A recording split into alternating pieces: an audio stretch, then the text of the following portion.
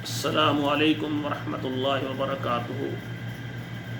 میرے محترم ناظرین کرام، آج میں آپ کے سامنے کتاب و حکمت کے پلیٹ فارم پر آپ کے سامنے جو چیز آپ کے سامنے رکھنا چاہتا ہوں وہ ہے نماز کسوف۔ نماز کسوف بھی کہتے ہیں، نماز خسوف بھی کہتے ہیں۔ یہ دونوں لفظ جو ہیں یہ اس معاملے میں احادیث میں وارد ہیں۔ چاند یا سورج کو گرہن لگ جانا کسوف یا خسوف کہلاتا ہے۔ یہ دونوں اللہ تعالیٰ کی قدرت کا عظیم نمونہ اور نشانیہ ہے۔ ان کی روشنی اور حرارت کا مدم پڑ جانا یا ختم ہو جانا نظم کائنات میں بلا شرکت غیر اللہ کے تصرف اور اختیار کی علامت ہے۔ یہی وجہ ہے کہ ایسے موقعوں پر نبی علیہ الصلاۃ والسلام پر سخت گھبراہٹ طاری ہو جاتی، اللہ کے خوف سے آپ پریشان ہو جاتے اور پھر اللہ کی طرف متوجہ ہونے کے لیے نماز کا اہتمام فرماتے۔ علاوہ اس نماز خسوف کو خوب لمبا کرتے تاکہ گرہن کا یہ دورانیہ اللہ کی عبادت اور اس کی بارگاہ میں توبہ و استغفار کرنے میں گزر جائے۔ یہ نماز عام نمازوں سے اس لحاظ سے مختلف ہے کہ نبی صلی اللہ علیہ وسلم نے اس نماز کی ایک رکعت میں کئی رکوع کیے ہیں۔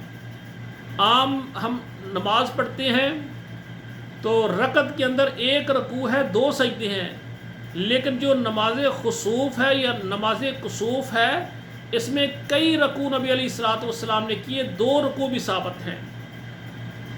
اس لیے نماز کسوف میں جبکہ سورج یا چاند کو گرہن لگ جائے کم از کم 2 رکعت، اور ہر رکعت میں یعنی یہ ہے کہ ایک رکعت میں 2 رکوع لازمی پڑھے جائیں، 2 رکوع لازمی کیے جائیں۔ نبی صلی اللہ علیہ وسلم نے اس کی 2 رکعتیں با جماعت ادا فرمائی ہیں۔ پہلی رکعت میں سورہ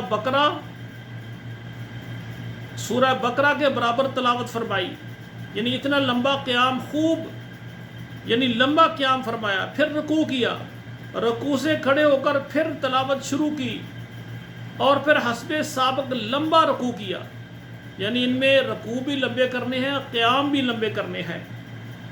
رکوع سے کھڑے ہو کر پھر 2 رکوع کیے، دوسرے رکوع کے بعد کھڑے ہو کر قوما کیا، پھر 2 سجدے کیے، اور دوسری رکعت میں بھی اسی طرح 2 مرتبہ آپ نے پہلے سورہ فاتحہ پڑھی، اس کے بعد پھر کیا ہے، پھر آپ صلی اللہ علیہ وسلم نے لمبا قیام کیا، تو پھر اس کے بعد رکوع کیا، پھر رکوع کے بعد پھر لمبا قیام کیا، پھر رکوع کیا، رکوع کے بعد قوما کیا، پھر سجدے میں چلے گئے۔ اور اسی طرح نبی علیہ الصلوۃ والسلام نے یہ 2 رکعت نماز پڑھائی ہے، یعنی اس میں سجدے 2 ہی ہوتے ہیں جس طرح عام نماز میں ہوتے ہیں، لیکن رکوع عام نماز میں 1 ہوتا ہے، اس میں 2 رکوع ہوتے ہیں، اور رکوع کئی بھی کیے ہیں۔ رسول اللہ صلی اللہ علیہ وسلم نے 2 رکوع کے ساتھ بھی نماز پڑھائی ہے۔ تو اس میں جو ہے نا نماز لمبی نماز ہوگی۔ 2 سجدوں کے بعد تشہد پڑھیں، پھر سلام پھیر دیں، اور پھر خطبہ ارشاد فرمایا۔ اس نماز میں عورتیں بھی شامل تھیں، یعنی نبی علیہ الصلوۃ والسلام نے جو نماز پڑھائی ہے اس میں 2 رکوع تھے، پہلی رکعت میں، دوسری رکعت میں لمبا قیام تھا، اور اس میں نبی صلی اللہ علیہ وسلم نے سلام پھیرا ہے، پہلے نماز پڑھی ہے، پھر اس کے بعد آپ نے خطبہ فرمایا۔ اور اس نماز میں جماعت میں عورتیں بھی شامل تھیں۔ تو نماز خسوف جس طرح یا نماز کسوف جس طرح مرد حضرات پڑھتے ہیں، عورتیں بھی پڑھ سکتی ہیں، اور یہ کھلے میدان میں ہوتی ہے جا کر، لیکن یہ کھلے میدان میں نہیں ہوتی، یہ ہر جگہ پر ہم گھروں میں بھی پڑھ سکتے ہیں، مساجد میں بھی ہوتی ہیں۔ اکثر جب بھی اس کے لیے کھلے میدان میں جانا ضروری نہیں ہے، یہ میری زبان سے خطا ہو گئی ہے۔ تو بات یہ ہے کہ یہ مساجد میں جب ایسا ہوتا ہے، چاند گرہن یا سورج گرہن لگ جاتا ہے، اسی وقت مساجد میں سب جمع ہو جاتے ہیں اور نماز شروع ہو جاتی ہے۔ اس کے لیے نہ کوئی اذان تکبیر کی ضرورت نہیں ہوتی۔ تو مسجد میں جب دیکھتے ہیں کہ چاند یا سورج کو گرہن لگ گیا، لوگ مسجد میں جمع ہو جاتے ہیں اور نماز شروع ہو جاتی ہے۔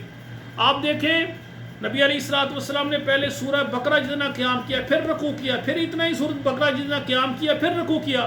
مسجد میں جب اس کی یعنی قرات بلند اونچی آواز سے ہوگی، جب مسجد میں بلند آواز سے نماز شروع ہو جاتی ہے، لوگ سارے مسجد کی طرف دوڑتے ہیں اپنے گھروں سے نکل کر کہ بغیر وقت کے، ٹھیک ہے نا، اب وقت بھی نہیں ہے، جس وقت بھی یعنی صبح ہو رات ہو، جس سورج گرہن، جس سورج گرہن یا چاند گرہن جس وقت ہو اسی وقت یہ نماز پڑھی جاتی ہے۔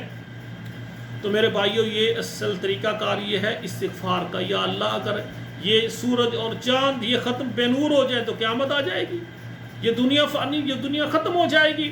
تو اس لیے جب ایسی علامات آئیں تو فوراً استغفار کریں۔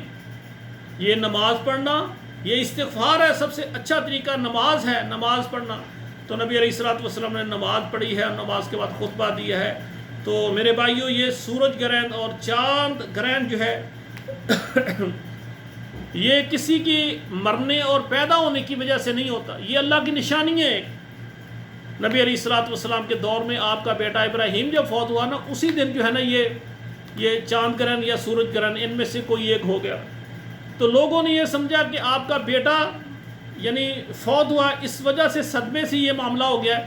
آپ صلی اللہ علیہ وسلم نے فرمایا یہ کسی کے مرنے پر یا زندہ ہونے پر، کسی کے پیدا ہونے پر یہ نہیں ہوتا، یہ اللہ کی نشانی ہے بس۔ تو جب ایسا ہو تو فوراً نماز پڑھیں اور استغفار کریں تاکہ اللہ ذوالجلال سورج کو، چاند کو روشنی لوٹا دیں۔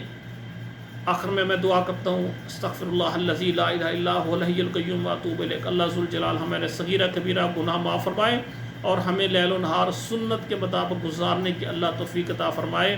اقول قولی ھذا استغفر اللہ لی ولکم ولسائر المسلمین فاستغفروہ انہ ھو الغفور الرحیم۔